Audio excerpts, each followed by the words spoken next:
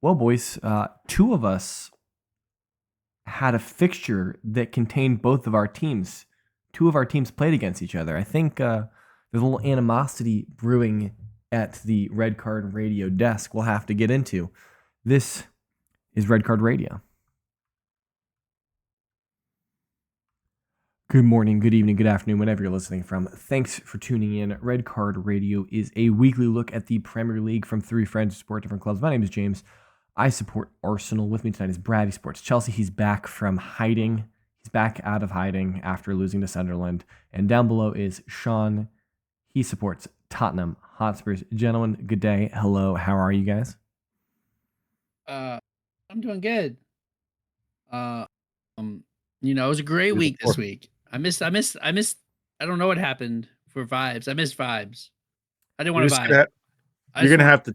You're gonna have to change the name of our stadium, your own personal name of our stadium, because we don't play at White Hart Lane anymore. So you're gonna have to find a new name. True. It's the Tottenham Hotspur Stadium. That's correct. Yes. So it's the 3-point stadium. Yeah. Okay. If that's what you want to call it, then there you go.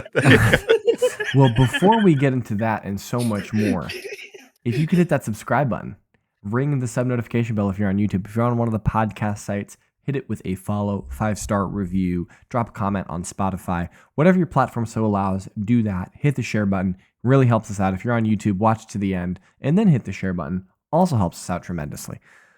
So yeah, we have played 10 matches have been played by all teams in the Premier League. It's a joyous occasion for me because I get to push the button in the recording software that brings up the Premier League table. Boys, it's back.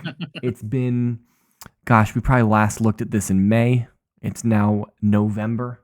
But yes, the Premier League table is back and it now matters. It is useful and productive to have a conversation surrounding the Premier League table. But may I just lament for a moment that we don't have the table from a week ago? Because the table from a week ago was so much more interesting with Sunderland and Bournemouth, and I think it was Tottenham in rounding out the top four. That was so much more like peak 2004 Barclays. Maybe not 04 because Chelsea would have been at the top. Bournemouth were up there. Bournemouth wouldn't be up there, but you get my point with Sunderland. Yeah. It was banana. Yeah, it was nice. Now it's more traditional with Arsenal in first, City in second, Liverpool in third. Yeah, it's more traditional with Chelsea in seventh, and United in eighth. Just clubs that are on levels down around each other. Brad, I'm going to give you a second to respond. But when we fast forward and look at the table in round 15, it's going to just be the big boys. It's going to be the big six at the top again. Sunderland will have fallen off. Bournemouth will have fallen off. Chelsea, Tottenham, and United will have risen above them. And it's just going to be boring for the rest of the season. I mean, I don't know if Bournemouth falls off, right? Because now we're getting back into European fixtures. So, for the big six, right? I'm pretty sure they're in Europe. No, they're not. They finished 9th last season. Are you sure they're not in the Conference League? No, they're not. Palace are in the Conference League. Okay. All right. Yeah. But still. It's okay, Sean. I guess I take your point, Brad. I guess I take your point. I don't pay attention to Conference League. Do I think Sunderland is falling? It will fall off. Yes. I think that's not necessarily a certainty. But there was one Leicester, and Leicester's already been a Leicester thing. I mean, Sunderland. You'll have to wait till Friday when we preview the great Granit Xhaka return against Arsenal. But Sunderland are holding a bag on this weekend coming up. I'm just going out on a limb. But that's for Friday. And so you have to hit the sub notification bell to be alerted when Friday's episode goes live. But we're here to talk about the past. What has been, not what is yet to come. And what has happened is that Chelsea take all 3 points from Tottenham at the Tottenham Hotspur Stadium. You said the name wrong. We already decided on the name of the stadium. 3 Point Stadium. It just sounds stupid. So the address being on 3-Point Lane. Uh, This look. So I watched 10 minutes. I got to watch 10 minutes of this game, or last 15 was stoppage time, but last 10 of the official clock.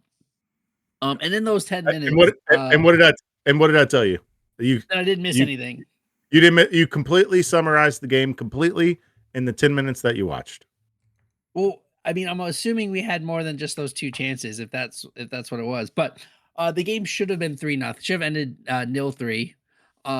Just in those 10 minutes. Like our finishing was not there.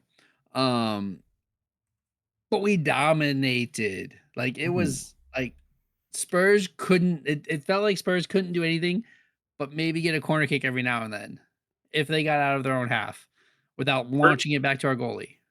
Spurs were playing 1940s NFL football. Can't complete a forward pass.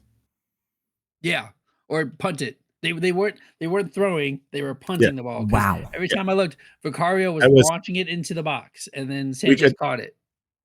We could not complete a pass, a sideways pass, a forward pass. It was just simple. What Jack is learning at his youth soccer practices that Tottenham could not do. Yeah. So Vicario had 8 saves. And Vicario is the only reason it wasn't a bajillion of nothing. And João Pedro had 5 shots on goal. Yeah, Chelsea had an XG crazy. of 3.7 basically to 0.1. Yeah, 0.05. No, it was 0.05. We're not rounding here. There was no roundups here. It was 0.05. Well, all I can go off of is what the Premier League website provides to me. Games like these are the games that I point to when folks say, "Well, Vicario is not good enough." What do you mean? Yeah, we didn't win the game, but what do you mean? Like, what else do you want out of a goalkeeper? He kept us in the game. We had a chance to steal a point late in that game.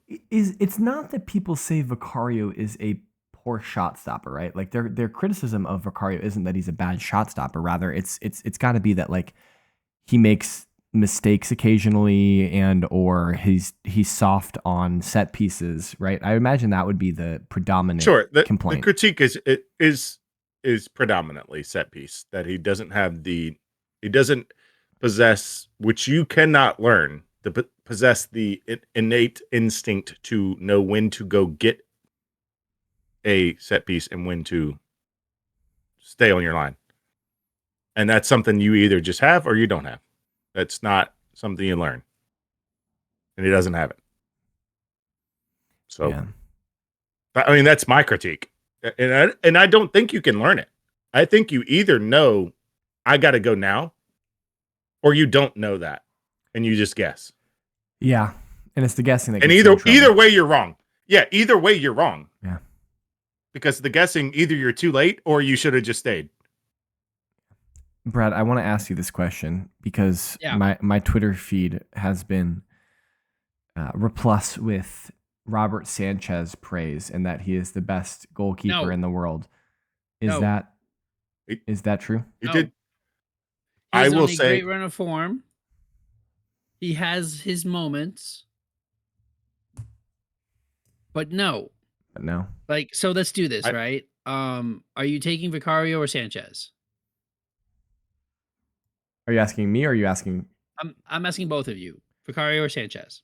I mean, I'm probably taking Vicario because I think Sanchez is a donkey. Right. Are you taking Raya or Sanchez? Oh, Raya. Everyone's taking Raya. Donna. Donnarumma is one of the best in the world.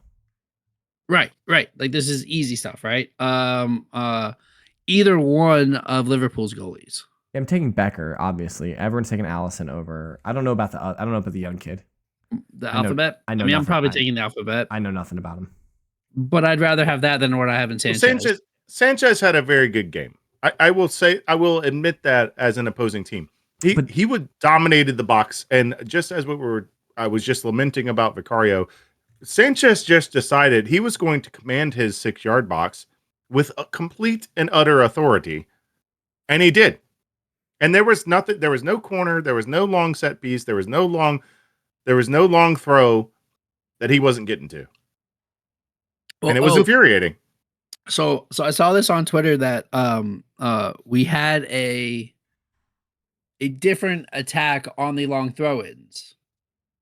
Like you defended it, or you when you were attacking? How we defended it differently. Okay.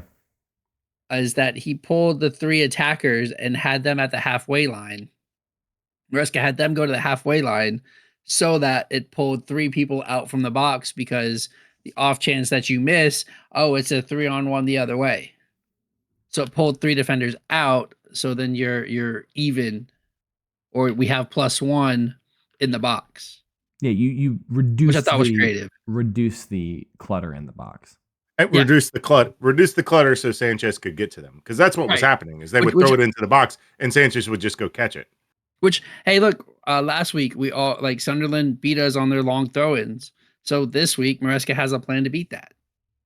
Which, awesome. We have a good manager, but are you taking Nick Pope or Sanchez? Nick Pope. We're back to this. Nick Pope. Right. I've gone down to where are they in the table now? We're looking at the table. I'm taking Trafford over him. I'm taking Dean Henderson over him. No, you're not. What? You're not taking Trafford or Dean Henderson over. I don't think you're taking Trafford over him. I won't do that. I would take Trafford over him. We're getting in the weeds. There's Trafford? There's no. But here's what I'm saying. You guys are just generally being missing my point. No, you're missing my point, because the only team I didn't talk about was Manchester United, right? Because I don't know Simmons. So 4 out of the 5 goalies we know to be better than Sanchez of the top 6 traditional teams, right? And number 5, we don't know, because Simmons has been playing really, really well. Their new goalie's been playing really, really well. He's been playing for 5 minutes. Yeah, I don't think you're saying that name right. I can't pronounce it, and I'm not picturing it right now. I haven't looked at it. I don't know. I was close. Whatever. Either way. Like, what I'm saying is, like, Sanchez needs to go. I was just wondering, because I saw that there seems to be a redemption arc on Chelsea Twitter. Or at least I saw a couple tweets. Hey, and then we play we play as you guys are watching this in Quarabog, and he's probably going back to Baku. He's probably gonna let something in, and everybody's gonna be like, "Oh no, Sanchez is the worst ever." Hey Brad, do you want a written in the stars? Oh yeah, I do. Go ahead. Do you remember the last time that you were in Baku? We were winning a trophy. You were winning a Europa trophy over Arsenal. Yeah, there you go. That was the last time you were in Baku. And Hazard. Oh no, I'm pretty sure we were in Baku for the Conference League. No. Were you? Oh, was it another Baku? Oh, so it wasn't the last time. But one of the last times. Conference League was in Spain, wasn't it? Anyway, this doesn't matter. I'm talking about one of the teams. We probably played. Okay. Yeah, it was. Yeah. You traveled far. Well, I mean, you did travel to Baku to get to Kyrgyzstan or wherever the hell you guys were last year. Yeah. Wherever. In the steppes. Yeah. I'm pretty sure the last time you went to Baku, you beat Arsenal for the Europe. But I was trying to set you up for that. That's true. We did. Don't worry. And I can. And Hall of Famer Eden Hazard won player of the tournament at that game too. Seventh ballot. I'm just saying. Hall of Famer. Some of our Eden Hazard. Some of our club legends are first ballot. I know some of them are. What about this? Is Gareth Bale in that thing? Like, no. Okay. Actually, I don't know. I couldn't tell you. I have no idea who's in there. The fact that they're making a Premier League Hall of Fame is the most American stupid thing I've ever heard. Like, it should only be, if they're going to make a Hall of Fame, it should be like 1 player per year or something. Like, you got to stretch this out, because it takes a while for a career, right? Like, I think so.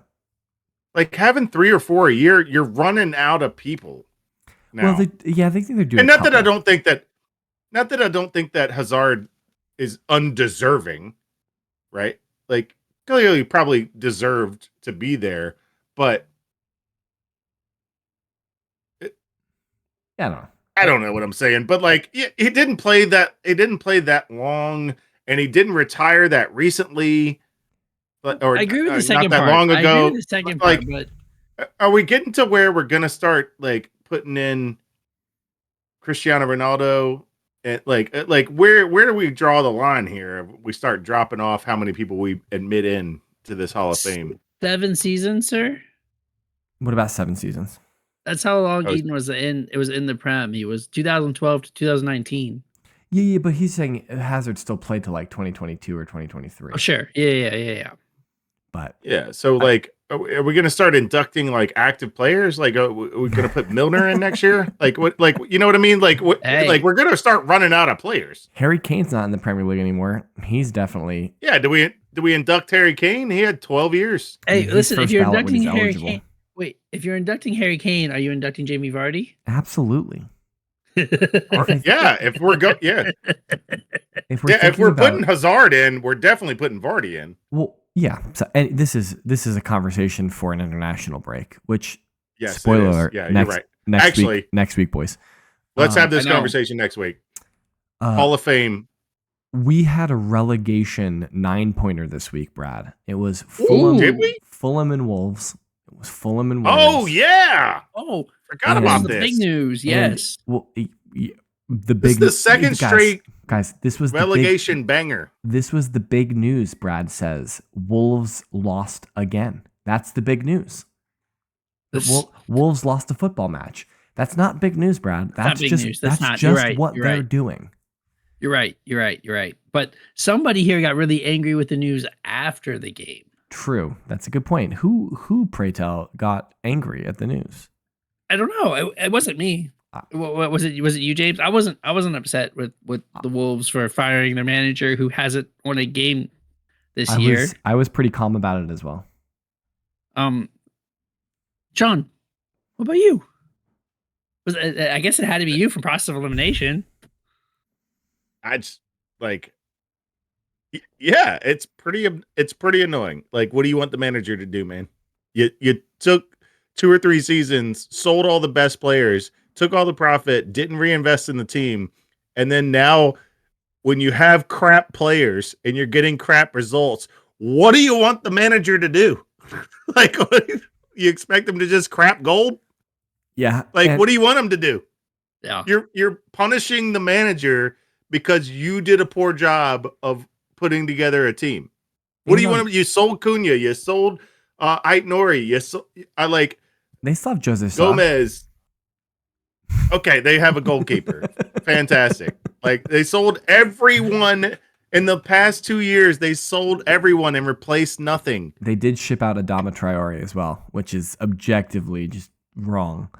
But they did that forever ago when they sent him to Barca for a season. I know. And they sold Neves. And like, what do you want him to do? Yeah, no, Well, it's a good point. It's a good point that you bring up that, like, yes, Wolves. Like, what's the expectations here? Wolves- You just sold all my good players and didn't Wolves replace them. What do you want me to do? Wolves did an awful job of buying players this summer. I don't know if they were in any kind of PSR trouble this summer. Maybe they were. Maybe they needed to make a lot of. But is that the manager's fault? No, of course That's not. my point. Of course not. But at the What are you same time, firing the manager for? It's so you're firing the manager for having 2 It's points through 10 performative. games. It's performative. It's oh, look, we're doing something. Oh, we're upset that we suck too, even though it's our fault. We're gonna fire the manager that had nothing to do with us sucking. Do you think that there is a world where you fire a manager and the team remains largely the same and you get better results? No. Okay. No. Okay, so thought experiment with me. Are Tottenham's results in the league better with largely the same team compared to last season? No, I just think we're deeper. Okay, but you take my point. Is it sometimes relationships get so toxic in sports that you just have to make a change, and it can be harsh on the manager. It absolutely can be harsh on the manager. And we've seen at United where you change the manager 100 times in the last 10 years, and the results stay exactly the same. But the problem is that Wolves are going to get relegated this year if they don't make a change. I guess my question is, like, yeah, it's harsh on the manager. It's unfair to him. But how long are you willing to let this play out before you make a change because you need to stay up? I guess I take your point that we're not in the building, right? Yeah. Like we're not like if we were in the building, we'd get a sense of are these players fighting with the manager or fighting against the manager? Yes. Or are they apathetic towards the manager? That's the biggest thing. Is the Yeah. manager's like, hey, this is what we're gonna do, and they just all kind of like shrug and like, okay. And they just don't care. That would have been my point with Ange, that when they fired Ange, a lot of players were pissed. Yes. Like, no, I really loved Ange. I was fighting with Ange. We just were not healthy. We weren't very good. We didn't play good. Like we prioritized something else, which is true. Like, yeah. And so the players were on his side when even after they fired him. Yeah. Like, this is not what we wanted. And I don't know, not that I'm into Birmingham media, but I don't know that any of the players were fighting on the behalf of Pereira. I think it was Pereira was the name of the guy. Fighting on the behalf of Pereira. But like, are the players fighting for the manager? Because I think there is something galvanizing about like going through a tough spell like they're going now and saying, no, I'm not giving up on you guys. You guys aren't going to give it up on me. And we're going to find a way through this. And then everybody pulls the team forward. There is something about that if they're all still bought in, but we're not in the building. We don't know that sentiment. Maybe he did lose. It's hard to say.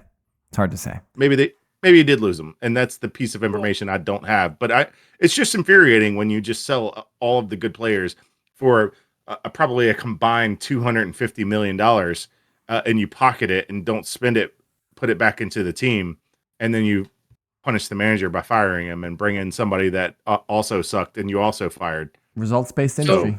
Gary O'Neill did say no, because that would have been the funniest part of this whole thing. Gary O'Neill said no? Yeah, Gary O'Neill said no. Gary O'Neill backed out. So a manager that you said you stink and we're going to fire you now came begging back, please save us, and he said no. That's the ultimate, like, no, I'm not getting relegated. You're not putting this relegation on me, Ricky Bobby. Like, no. Right. This is not my problem. I'm not going to. No. Like, that's crazy. You know who it might be? I saw some. I saw some Graham Potter. Don't. I saw some Graham Potter talk. I didn't see Graham Potter. I also don't saw Brad. Don't even. I saw another Baldy. Don't besmirch his name. Oh, okay. Oh, Ten Hag? Yeah. Let's go. Let's go. I'm here for the Ten Hag. Oh, no plan. Ten Hag. Let's go. Let him rock out with the best 11. Rock out with the best 11 at Wolves. Yeah, go ahead and do that. Could you imagine if Ten Hag came in with 27 games left to play? And wait, what? They just fired their director of professional football. Yeah, they're gonna go. Teddy has been sent packing as well. Wolves are getting relegated, guys. I think you can pin a tail on the donkey that one. Yeah, they're clearing salaries right now. Like, they're going down. I don't even think they're clearing salaries, but when there's that much dysfunction and the team is not performing on the pitch, it ain't good, Chief. All right, guys, you get one player from the squad. Who you taking? Jose Sa. Y'all can fight over the rest. This is a conversation for next week.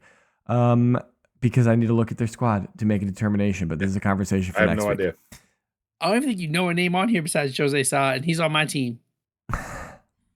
Elsewhere in the Premier League, City, Liverpool, and Arsenal all win. Kind of the most spicy or the most interesting one was the City-Bournemouth match, because that was Bournemouth were like second coming into the weekend and City were chasing. It's not necessarily surprising in general because City look good this year. They look really, really strong. And so I think I want to amend that statement. You're going to say Erling Haaland looks strong? Yeah, Haaland looks strong with his 15 goals? I don't think he's that high yet. Already? Isn't he like 13?